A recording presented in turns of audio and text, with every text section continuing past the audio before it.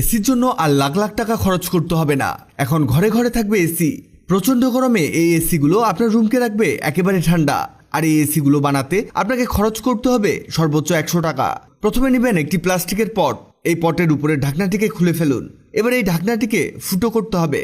আপনার বাসায় তাতাল না থাকলে আপনি কাঁটা চামচ গরম করে ফুটো করে নিতে পারেন, তবে এক্ষেত্রে অনেক বেশি ফুটো করতে হবে।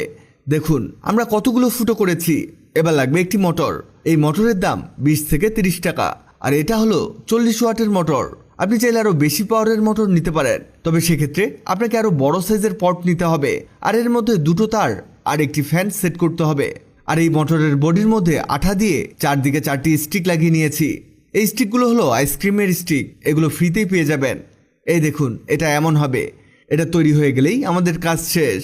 শুধু পটের উপরের দিকে এই ফ্যানটিকে সেট করে দিতে হবে। এবার আমাদের ঢাকনাটি লাগাবো। এই ঢাকনার মাঝে একটি ছিদ্র